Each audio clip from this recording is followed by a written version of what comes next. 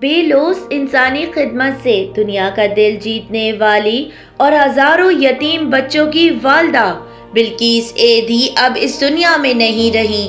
وہ سینکڑوں ہزاروں بچے ایک بار پھر یتیم ہو گئے جنہیں اپنے والدین اور معاشرے نے دھتکار دیا تھا، اور بلقیس ایدھی نے اپنی اولاد کی طرح چھاتی سے لگایا تھا۔ بلقیس ایدھی انسانیت کے عظیم خدمتگار اور اپنے شوہر عبدالستار ایدھی جیسا درد مند دل رکھنے والی شخصیت تھی۔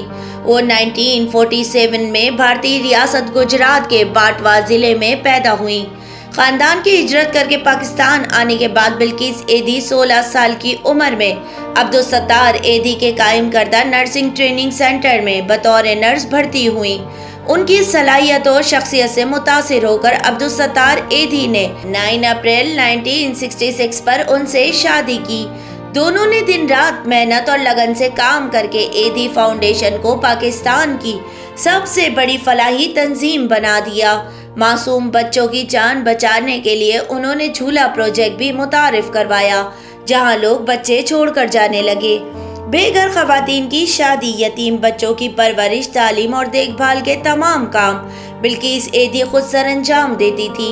غلطی سے سرحد پار کر کے پاکستان آنے والی بھارتی بچی گیتا کی اپنی بیٹی کی طرح دیکھ بھال کرنے اور اسے اپنے دھرم کے مطابق پوجا کرنے کی آزادی دینے والے اقدامات پر بھارت میں بھی ان کی خوب آؤ بھگت ہوئی، اور بھارتی حکومت کی طرف سے انہیں مدر ٹریسا ایوارڈ دیا گیا۔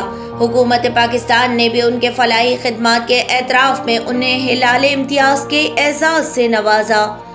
بلقیس ایدھی پاکستان کی یتیم، لاوارث اور سماج کے دھتکارے ہوئے ہزاروں بچوں کی ماں تھی۔ رمضان کا مہینہ شروع ہونے سے 2 دن پہلے ان کو دل کا دورہ پڑا اور کل کراچی کے ایک نجی ہسپتال میں آخری سانس لی۔ انسانیت کی خاطر ان کی پیش بہا اور لازوال خدمات کو ہمیشہ سنہری الفاظ میں یاد رکھا جائے گا۔ پاکستان کے ہزاروں لاوارث بچے تو اپنی اس والدہ کو کبھی نہیں بھول پائیں گے۔ To watch more videos, please subscribe to our YouTube channel and click the bell icon.